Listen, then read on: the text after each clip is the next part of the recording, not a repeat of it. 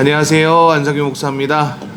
날씨가 많이 추운데 여러분 감기 또 여러 가지로 또 환절기에 건강 유념하시기를 바랍니다. 오늘도 창세기 28장 살펴보도록 하겠습니다.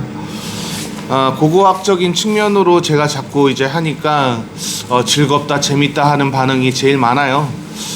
근데 참 희한한 건 고고학을 많이 한 그 영상들은 왜 이렇게 조회수가 많은 거예요? 좋아요. 그런 것까지는 좋은데 웬만하시면 좀 다른 것들도 좀 보시고 그러셨으면 좋겠습니다. 28장입니다. 지난 시간에 고대 근동사회에서 여러분 족장에게 가가지고서는 그 족장의 대를 이어서 장자의 축복을 받는, 그러니까 그 나라를 이어받는 그 행위를 하는 그 상황에는 누가 있다 그랬었죠? 그 앞에는 전 족장의 충신들이 있었다 그랬죠. 근데 그 충신이 야코프가 받는 거를 어떻게 했다고요? 묵인했다는 것에 키워드를 맞추라고 말씀을 드렸습니다. 자, 그런 일들이 벌어지고 나서 그 다음에 야곱을 다시 한번 이삭이 부른 사건이 28장에 언급되고 있는 거예요. 왜 그럴까요? 간단합니다. 왜 에서는 이삭의 충복들에게 인정받지 못했으며 리브가에게 인정받지 못했는가 라는 그 원인에 대해서 야코프에게 하고 싶었던 말을 말하고 있습니다. 자, 한번 볼까요? 이삭이 야곱을 불러 복을 빌어주며 명령하며 말합니다. 너는 가나안 여자와 결혼하지 마라. 다시 뭐라고요? 너는 가나안 여자와 그래요. 제가 고고학적인 측면으로도 제가 말씀드렸지만 팔레스타인, 그러니까 특히 해쪽속 히타이트 여자들이 이뻤다고요, 안 이뻤다고요? 네, 이뻤다고 했던 거 재료 고고학자들에 의해서 우리가 발견된 그 사실들 하나하나씩 여러분들 설명했던 거 기억나시죠? 네. 오케이. 자, 그다음 곧장 바다나람에 있는 내 어머니의 아버지 부델 집으로 가라. 거기서 내 어머니의 오빠인 라반의 딸들 가운데서 너는 아내를 맞이하라. 자, 여기에서 말하는 오빠가 친오빠인지 아닌지에 대한 부분들은 서로 의견들이 다르지만 고고학자들은 하나를 얘기합니다. 고대 근동사회에서 혈육이라는 개념은요, 신에게 뭉쳐져 있는 사람들이라는 의미를 가지고 있기 때문에 이게 직계 가족에 대한 개념이냐라고 묻는다면 노라고 얘기합니다. 이해가 되셨죠? 노예요. 그러니까 라반이 직계냐 아니냐에 대한 부분에 대해서 더 이상 논쟁의 필요가 없다고 여기는 것들이 바로 고고학자들의 시각입니다. 이 성경 고고학자들 중에 블락이라고 하는 사람은 이거에 대해서 명확한 마침표를 찍는 여러 증거들을 제시를 했어요. 그래서 이런 것들은 그렇죠. 그래서 여러분 좀 그런 부분들은 좀 이해하시면서 넘어가셨으면 좋겠습니다. 두 번째요. 자, 3절을 보시면 이제 두 번째로 이삭이 한 내용에 대해서 한번 조금 설명을 한번 좀 이해하셔야 돼요. 이게 왜 중요한지를 좀 이제 보여야 됩니다. 자, 3절 한번 볼게요. 전능하신 하나님께서 네게 복 주셔서 너로 하여금 자식을 많이 낳고 번성해 너로 여러 민족을 이루게 하실 것이다. 자, 이거 누구에게 주어졌었던 축복이었습니까? 아브라함이죠. 그리고 곧 이삭 자신에게도 여전히 적용되었던 메시지죠. 맞습니까? 맞아요? 아주 멋진 메시지입니다. 이 메시지를 통해서 명심하라는 거죠. 너는 아브라함의 후손이다. 명심하라는 거죠. 가장 위대한, 아무리 히타이트가 강하다 할지라도 함부로 건드리지 못하던 아브라함의 나라, 즉 네 할아버지의 혈육이다 라는 것에 대해서 명심하라고 얘기하고 있어요. 됐나요? 4절 보세요. 또 하나님께서 아브라함에게 주신 복을 너와 내 자손에게 주셔서 네가 지금 나그네로 살고 있는 땅 곧 하나님께서 아브라함에게 주신 그 땅을 네가 차지하게 되기를 바란다. 아멘. 봐요. 여전히 이삭은 하나님의 사람으로서 복을 빌어줘야 될 부분에 있어서는 정확하게 복을 빌어주고 있습니다. 에서에게도 역시 마찬가지였어요. 이제 내용들도 여러분 보시면 알겠지만 야곱에게 빌어준 복은 복이 있기 때문에 내가 너에게 복을 빌어줄 수 없다. 이렇게 얘기해놓고서는 이 에서에 대해서 자꾸 안 좋은 이야기들 하는 것처럼 느끼지만 사실은 이미 그 복을 가져갔기 때문에 너는 그곳에 순응해야 된다라는 메시지를 전달한 거지, 그게 저주의 예언의 메시지가 아닌데 자꾸 위험하게 그렇게 했던 사람들이 있습니다. 이런 사람들을 우리는 무슨 주의자라고 얘기하냐면 근본주의자라고 부릅니다. 다른 말로 할게요. 이 근본주의자들은요, 민주주의적 복음주의라고도 부르기도 해요. 무슨 얘기인지 이해되세요? 왜 이 사람들을 민주주의적 복음주의라고 하는 줄 아세요? 다수결의 원칙이 무조건 좋다고 여기는 거예요. 그래서 A와 B 문제가 있으면 하나님의 뜻을 바라보는 것, 저자의 의도를 바라보는 것이 아니라 그냥 사람들이 B가 더 옳다라고 여기면 거기에 여기는 그거에 붙는 사람들. 그래서 이거를 민주주의적 복음주의라고 얘기해요. 이해되셨나요? 정말 재미난 내용이에요, 이거. 예를 들면 이런 거면 어떡할 거예요? 저희 논리와 반갑다에 나오는 제가 메시지 매번 하는 거 있잖아요. 불암산 가는 거, 5번 버스, 5번 버스 타고 가야 불암산 간다고 하는 거 생각하는 사람 손 들어봐. 그랬더니 다 들어. 그런데 거기를 갔다 온 사람, 버스를 타본 사람이 유일하게 한 명이 있어. 1번 버스야! 라고 했는데 이 사람들 어떻게 해요? 웃기지 마! 모든 사람들이 다 5번 버스라 그랬어. 하고서는 이제 5번 버스를 타고 가는 거죠. 그죠? 예, 그런 것들을 바로 근본주의자라고 부르기도 하고, 또 뭐라고 부른다고요? 민주주의적 복음주의라고 부릅니다. 그러니까 굉장히 위험한 거예요. 됐나요? 오케이. 갑자기 조직 신학이 돼버렸네 또. 왜 그랬지? 자, 또 봅시다. 그 다음에요, 여러분 5절 보세요. 이삭이 야곱을 떠나보냈습니다. 자, 누가 떠나보냈다고요? 이삭이에요. 이삭이 허락하지 않으면 야곱은 보내질 수가 없어요. 이삭이 참 이런 부분에서도 지혜로웠다라는 것을 우리가 알 수 있어요. 에서의 성격이 워낙 울그락불그락하고 진짜 자기가 뭔가 한다고 하면 끝까지 하는 성격이라는 걸 이삭은 알고 있었다는 거죠. 자, 이거를 여러분 무슨 지식이라고, 무슨 정보라고 한다고요? 번외 정보라고요. 이 번외 정보를 알 수 있는 사실은 뭐 때문이라, 뭘 통해서 알 수 있다고요? 역사, 고고학, 그쵸? 이런 것들, 보조 도구를 통해서 알 수 있는 지식을 뭐라고 부른다고요? 번외 정보라고 부른다고요. 됐나요? 오케이. 자, 그 다음 야곱은 바다나람에서 사는 라반에게로 갑니다. 일단 여기까지만 좀 설명할게요. 라반에게로 갔습니다 라고 제가 여기서 끊어서 제가 설명하는 이유가 있어요. 그 이유는 간단합니다. 이제 리브가가 했던, 하나님이 빠진 상태에서 하나님의 그 뜻을 거스리고 하나님의 그 법을 거스리고 함부로 사기를 쳤던 리브가의 행세 때문에 결국은 리브가는 자기가 가장 사랑하던 아들을 죽기 직전까지 봐요, 못 봐요? 못 보죠. 그런 이야기들의 첫 시작이 여기에서 이루어진다라는 것을 암시하고 있다는 겁니다. 자, 그래서 제가 이렇게 잠깐 끊어서 설명드렸고요. 라반은 아람 사람인 부두엘의 아들로서 야곱과 에서의 어머니인 리브가의 오빠였습니다. 자, 이래서 직계처럼 느껴질 수 있습니다만, 제가 아까 고고학자들의 이야기 제가 설명했죠. 누가 형제고 누가 엄마고 누가 아빠냐, 이거 뭘로 주어진다고요? 신에게 연결되어 있다. 그렇죠? 예, 하나님을 섬기는 사람들, 고대 근동사회, 제가 그래서 불락 이야기 했었잖아요. 그렇죠? 불락은 여러 증거를 제시했다. 그래서 완벽하게 마침표를 찍었다. 그 얘기 다 했어요. 자, 그다음 에서는 이삭이 야곱을 축복해 받다라므로, 오늘도 고고학을 많이 하니까 또 이것도 많이 보겠네.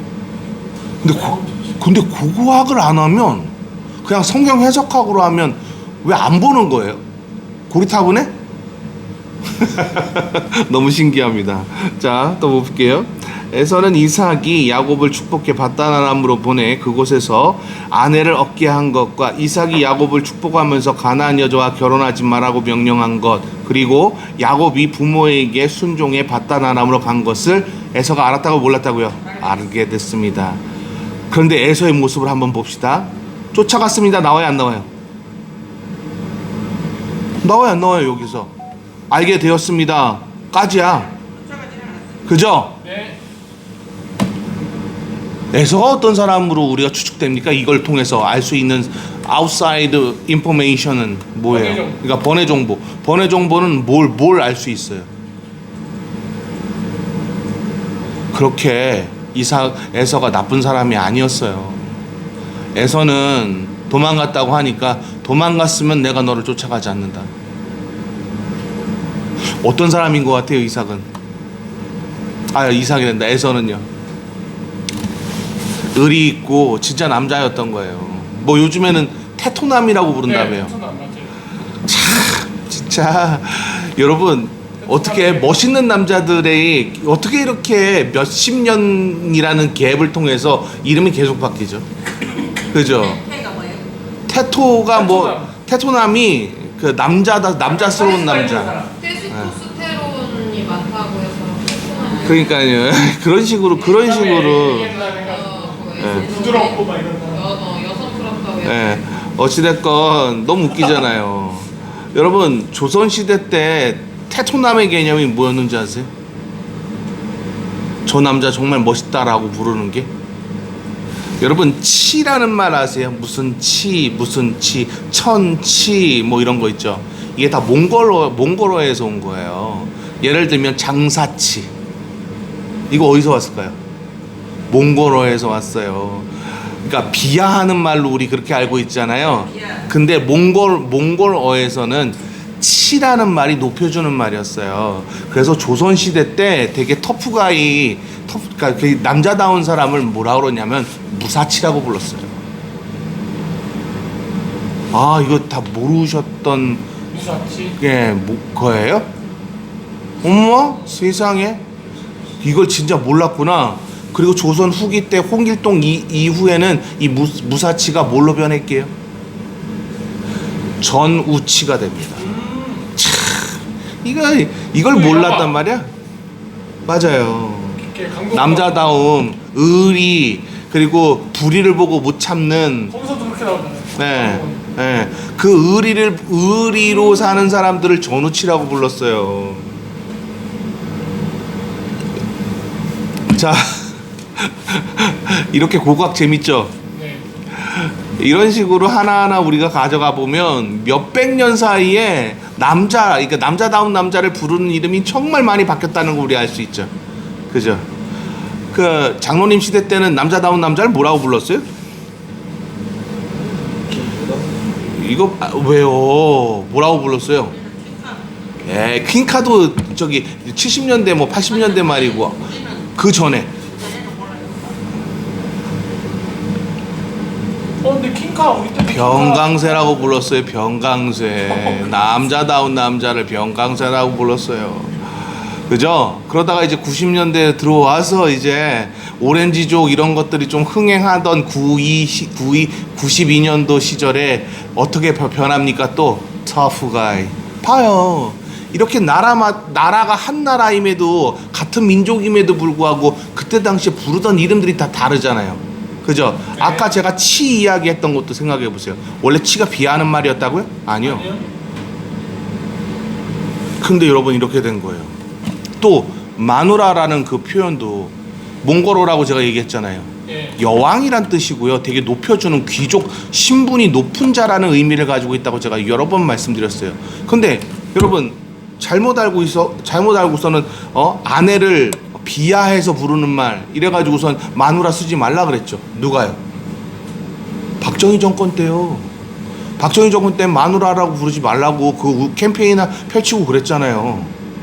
엄마? 5분 뉴스 하고서는 나왔잖아요. 맨날 뭐 지네들이 하고 싶은 거 얘기하고. 그죠?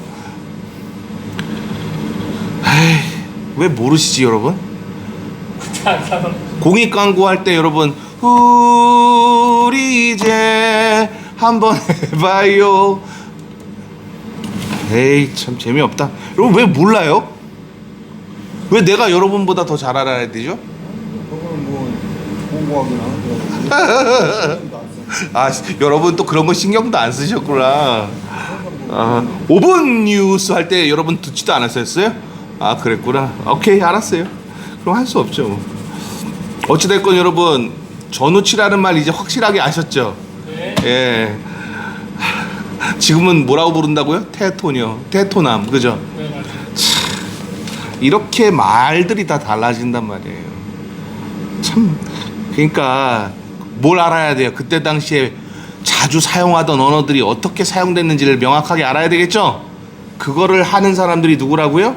고고학자. 됐나요? 예. 또 봅시다. 또한 에서는 자기 아버지 이삭이 가나안 여자들을 못마땅하게 생각하는 것을 이때 알았다는 거예요. 이해되셨나요? 그래서 그가 이제 정신 차리기 시작했다. 그래서 여러분 9절까지의 이 메시지를 통해서 여러분 저자가 말하고 싶었던 건 뭐예요? 에서도 정신 차렸다는 거예요. 근데 여러분 에서를 자꾸 부정하게 대한민국에서 그려내지 않았어요? 9절 한번 같이 한번 읽어보세요. 시작. 그래서 그는 내 아내들이 있는데도 불구하고 아브라함의 아들 이스마엘에게 가서 그의 딸 마할락과 결혼했습니다. 그녀는 누요밭의 누이였습니다. 거 봐요. 이제 가나안 여인들하고는 상종하지 않겠다. 자기 뭐 하겠다고요? 하나님의 사람과 만나서 가정을 이루겠다 했던 거예요. 여기까지 다 이해되셨습니까? 그러니까 에서도 정신 차렸다는 얘기를 하고 싶었던 거예요. 근데 여기서 근친 아닌가요? 왜 근친이죠? 아브라함의 아들 아브라함의 아들 이스마엘. 이스마엘의 후손이라고 했잖아요. 근데 이스마엘의 후손이라고 얘기하면서 이스마엘이 이삭보다 나이가 많아요. 근데 이삭이 몇 살에 죽었죠? 아, 이삭이 몇 살에 죽어요? 어? 네. 150년 정도 살죠? 네. 그럼 여러분 해가 여러분 몇 40살에 결혼했으면 여러분 몇 대가 있었을지 모르잖아요. 그렇죠. 그죠? 네. 그럼 몇 대가 있었으면 여러분 누구의 딸이랑 결혼했는지 명확하게 우리 이제 알 수는 없지만 몇 추측은 할 수 있잖아요. 네. 몇 대가 흘렀을 가능성이 높죠. 김하영 산모가 저하고 22살에 만났잖아요. 그렇지 않아요? 아, 그런가요? 그러면은 그래서 저기 봐 우리 수연이는 몇 살에 낳았죠? 25? 오케이. 25에 낳았대잖아요. 봐봐요. 20대면 다 아이를 낳잖아요. 그러면 또 그 다음 아이들도 그때는 또 결혼이 빨랐거든요. 그렇게 해서 그렇게 했을 수도 있고요. 그러면은 못해도 2대는 넘어가니까 근친이 아니죠. 아니 더 되는데 제가 최소라 그랬잖아요. 최소로 잡았잖아요. 자 여기까지 다 이해되시죠 이제? 이대가 너무 왜 근친이 아닌지 설명해 주시죠. 했잖아요 지금 이 정도로. 아 많이 걸쳐졌다. 예. 자 그다음 이제 두 번째 단락이 끝났어요. 이걸 통해서 첫 번째 단락과 두 번째 단락이 끝난 다음 세 번째 단락이 이어지는데요. 야곱 이야기로 다시 이제 이어지고 있어요. 지금 첫 번째 단락과 두 번째 단락의 주인공은 누구였어요? 야곱이었어요? 아니면은 이삭이었어요? 예, 이삭 이야기였어요. 이삭이 주인공으로 등장했던 거예요. 주제가 이삭이 왜 이렇게 피신시켰는지에 대한 그것을 설명하고 있잖아요. 그죠? 오케이. 자, 그 다음 10절 보십시오. 야곱은 부엘세바를 떠나 하란을 향해 가다가 한 장소에 이르러 해가 지자 거기서 밤을 지내게 됩니다. 얘는 지금 무서운 거예요. 따라올까봐. 왜요? 여러분, 얍삽하게 사는 사람들은 모든 사람들을 다 자기 기준으로 보면 어때요? 얍삽하다고 생각해요. 근데 테토남이었던 에서는 어때요? 안 그렇잖아요. 그렇죠? 이미 그 상황에서 없어졌다면 여기에 있다면 내가 혼내주겠지만 다른 데로 갔다면 그것을 건드리는 것은 예의가 아니라고 생각했던 거예요. 근데 에서를 왜 자꾸 이렇게 욕하는지 모르겠어요. 그죠? 성경을 잘못 봤어요. 네, 맞아요. 우리가 성경을 볼 때 가장 지금 매번 하는 얘기지만 성경을 볼 때는 저자의 의도가 가장 중요하겠죠. 네. 그러려면 저자의 의도를 파악하기 위해서 필요한 작업이 있는데, 첫째는 커다란 숲을 봐라. 두 번째는요, 단락을 확인하라. 세 번째는요, 행과 간을 확실하게 구분하여 뜻을 발견해라. 이 세 가지가 정말 중요한 거예요. 그 다음에 중요한 게 뭐예요? 번외 정보를 확인하는 거예요. 됐나요? 제가 이거 다 제 책에 써놨잖아요. 성경을 바르게 읽도록 돕는 자료에. 그렇지 않아요? 자, 다음. 자, 참 안타까운 일들만 벌어지는데, 그가 꿈에서 보니 사닥다리가 하나가 땅에 서 있는데 꼭 그 꼭대기가 하늘에 닿아 있었습니다. 그리고 하나님의 천사가 그 위에서 오르락 내리락 하고 있었습니다. 이거가 또 내리락 오르락 해야 되는데 오르락 내리락 하고 있었다고 하면서 천사가 야곱을 보호하고 있었다라고 부흥사들의 대부분의 설교들이 다 그랬어요. 그렇죠? 네, 맞아요. 근데 저자가 말하고 싶은 건 뭐예요? 꿈에서 무엇을 받느냐예요. 하나님의 통치하심이에요. 하나님의 절대 주권을 확인한 거예요. 이해되셨어요? 꿈에서 야곱이 뭘 봤다고요? 하나님의 절대 주권이요. 꿈에서 뭘 봤다고요? 하나님의 절대 주권. 근데 왜 하나님의 절대 주권에 순종하지 않는 거예요? 그럴 수밖에 없어요. 왜요? 내가 어떤 사람이기 때문입니까? 나의 힘으로 사는 사람이기 때문인 거예요. 동의하세요? 동의합니까? 나의 힘으로 사는 사람은요, 나의 시각으로 자꾸 봐요, 사람을. 근데 하나님의 사람은 하나님의 시각으로 보지 않나요? 자, 하나님의 시각으로 본다는 건 여러분 뭐라 그랬죠? 혹시 기억나세요? 제가 조직신학 하면서 제가 예배는 뭐라 그랬죠? 기억나시는 분? 기억나시는 분? 하나님의 주종이다. 그렇죠. 예배는 하나님의 조종이라고 청교도 신학자? 조종이에요. 그렇죠. 존 오웬이 한 말이라고 하면서 제가 막 설명드렸던 거 기억나세요? 하나님의 조정이 필요해요. 여러분, 제가 분명히 그때 여러분 총 이야기하면서 설명했죠. 네, 맞아요.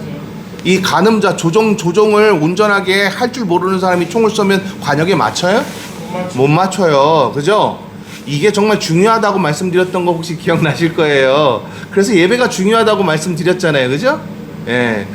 하나님의 조정을 받으면은요, 하나님 앞에 순응하게 되어 있어요. 동의하십니까? 그렇다면 우리는 하나님의 조정을 받는 사람처럼, 조종이 아니고 조정이에요. 조정. 그죠? 네. 예. 여러분, 배를 이렇게 타는 걸 뭐라 그래요? 조정이라 그래요. 조정. 예? 오케이. 자, 조정하는 사람이 있으니까 배가 어떻게 해요? 원하는 조종되죠. 조정. 그죠? 그래서 원하는 대로 가게 되어 있는 거잖아요. 기억나세요? 오케이. 그러면 이것을 통해서 하나님은 내가 절대 주권으로 이 땅을 조정하고 있다, 아름답게 다스리고 있다, 하나님께서 개입하고 있다는 걸 설명하고 있는 거예요. 그러니까 다른 이야기를 하면 위험하다는 거죠. 그러면서 하나님이 그 위에 서서 뭐라고 하는지 보세요. 나는 야훼. 코 봐요. 야훼라는 뜻이 어떤 뜻이라 그랬어요? 우리가 자꾸 스스로 있는 자만 설명해요. 창조자라는 뜻이라고요. 그러니까 우상하고 빗대어서 보면은 우상은 만들어야 되죠. 근데 하나님 어떤 분이에요? 만들어야 되는 분이에요? 아니요, 스스로 계신 분이라고요. 그죠? 하나님은 절대 주권을 가지고 세상을 창조하신 분이라는 걸 설명하고 있는 게 바로 나는 야훼라는 뜻이에요. 그러면서 뭐라고 하냐면 곧 네 조상 아브라함의 하나님. 아브라함이 조정을 받았어요, 안 받았어요? 받았잖아요. 그죠? 이삭의 하나님, 이삭이 조정 받았어요, 안 받았어요? 그거를 알고 있는 야코프가 여전히 그런 삶을 사니 하나님이 다시 한번 이렇게 역사에서 기회를 주신 거죠. 야, 네가 놓은 땅을 내가 네 자손들에게 주겠다라고 하시는 야훼 하나님의 모습을 볼 수가 있어요. 그러면서 네 자손이 땅의 티끌과 같이 돼서 동서남북으로 퍼지게 될 것이다. 너와 네 자손을 통해 이 모든 족속들이 복을 받게 될 것이다. 자, 이거 누구의 메시지죠? 아브라함에게 똑같이 주어졌던 메시지였던 거 기억나시죠? 그러면서 뭐라고 얘기하는지 보세요. 내가 너와 함께 있을 것이다. 네가 어디로 가든지 너를 지키겠다. 그리고 너를 이 땅에 다시 데리고 오겠다. 여러분 지금 번역이 잘못돼서 제가 번역을 다시 조정해서 지금 설명드리는 거예요. 네. 내가 네게 약속한 것을 다 이룰 때까지 너를 떠나지 않겠다. 자, 하나님은 지금 뭐 하고 계시는 거예요? 야곱을 조정하고 싶으신 거예요. 하나님의 사람이라고 생각하면 하나님은 끝까지 책임지시잖아요. 네. 그렇죠? 그래서 조정하시고 싶으셨던 거예요. 또 봅시다. 야곱은 잠에서 깨서 말합니다. 참으로 이곳은 야훼께서 계신 곳인데 내가 몰랐구나. 자, 이제서야 내가 몰랐구나. 하나님의 절대 주권에 내가 순응하면서 살아야 되는데 나는 그동안 뭘 의지하고 살았나. 이런 한심한 그 생각이 요 문장 하나로 다 끝나는 거예요. 다 기결되는 거예요. 여기까지 다 이해되시죠? 네. 오케이. 그리고 그는 두려워 말합니다. 두려워 말합니다예요. 두려워하며 아니고 두려워서 말합니다. 이곳이 얼마나 두려운 곳인가. 이곳이 바로 하나님의 집이며 하늘의 문임에도 불구하고 내가 그동안 어떻게 했다고요? 내 멋대로 살았구나. 다음날 아침 일찍 야곱은 머리에 베었던 돌을 가져다가 기둥을 세우고 그 위에 기름을 붓습니다. 고대 근동사회에서 여러분 기둥을 세운다는 건 어떤 의미였죠? 이곳은 당신의 땅입니다. 당신 뜻대로 하소서. 이 땅에 내가 여기서 산다면 나는 누구 거예요? 하나님 겁니다 라고 선언한 거예요. 그래서 종속의 의미를 갖는다고 말씀드렸죠? 네, 맞아요. 그래서 그곳을 뭐라고 불러요? 베델, 하나님의 집. 원래 이 성은 뭐라고요? 루스라는 곳이었다라고 설명하고 있지 않아요? 네. 그렇지 않아요? 맞죠. 그러니까 루츠라는 이 개념 여러분 무슨 의미죠? 루츠, 뿌리라는 뜻이에요. 뿌리. 예, 뿌리. 왜 그러면은 고대 사회에서 이 땅을 처음에 베델이라고 부르지 않고 뿌리라고 불렀을까요? 그곳으로부터 뭐가 시작되었다라고 그들은 여전히 믿고 있는 거예요. 팔레스타인 지역을 다 다스리는 뿌리의 시초였다 해서 거기 루스라고 불렀을 가능성이 높다고 고고학자들은 판단했습니다. 됐나요? 오케이. 있잖아. 그거. 옷 상표에도 루츠 있잖아. 루츠. ROOTS. 루츠. 있어요. 그거 있죠? 네. 이거예요, 이게. 똑같네. 예, 이거라고요. 예, 이거라고요. 뿌리를 둔다. 예. 참, 여러분, 그 사람 성경을 아는 사람. 그러겠죠, 뭐. 근데 망했어요. 그 회사가 없어졌어요. 예, 안 나왔지. 그 회사가 없어졌어요. 자, 다음. 야곱이 서원하며 말합니다. 하나님께서 만약 저와 함께 계셔서 제가 하는 이 여정에 저를 지키시고 제 먹을 것과 이 입을 것을 주시며 제 아버지의 집으로부터 무사히 돌아오게 하신다면 야훼께서 제 하나님이 되실 것이며. 참, 야곱은 일단 기도부터가 참 얄밉죠. 네. 당신이 이렇게 하면 나의 하나님이 되실 거예요. 야, 이거 너무 건방지지 않아요? 그죠? 근데 이런 거는 왜 못 발견할까요? 우리가 성경을 어떻게 읽었기 때문이에요? 제대로 안 읽었어요. 정독하면서. 그죠? 예, 얄밉게 얘기합니다. 그러면서 제가 기둥으로 세운 이 돌이 하나님의 집이 될 것입니다. 지가 뭔데요? 자, 봐봐요. 이게 문제예요. 야곱은 여전히 자기 것을 놓지 않는 모습으로 하나님을 상대하고 있단 말이죠. 하나님 근데 어떻게 하신다 그랬어요? 네가 내 말에 순종하면 난 너의 하나님으로 내가 복의 근원이 되게 하겠다라고 말씀하셨잖아요. 근데 돼요, 안 돼요? 그의 삶 속에서? 참 안타깝죠. 근데 하나님 앞에 딜을 하면서 뭐라 그래요? 하나님께서 제게 주신 모든 것의 10분의 1을 하나님께 드리겠습니다. 당신이 나에게 이렇게 하신다면 내가 당신에게 종속국이 되겠습니다 라고 설명하고 있는 야곱의 이 모습을 보세요. 진짜 이름처럼 살아가죠. 그렇지 않나요? 이름처럼 살아가는 것 같지 않으세요? 예. 자, 이 에피소드를 통해서 저자에게 뭘 전달했을까요? 하나님을 시험하지 말라는 뜻도 전달했을 것이고요. 또요. 하나님의 통치하심을 의지해야만 성공한다는 걸 가르치고 싶었을 거죠. 근데 야곱은 성공해요? 아니면은 실패해요? 나중에 하나님의 계획을 성공. 진짜 성공했나요? 그의 삶은? 이스라엘이라. 그의 삶은 여전히 실패의 삶을 살던 사람이었다는 걸 우리가 알 수가 있죠. 오케이. 질문 있으십니까?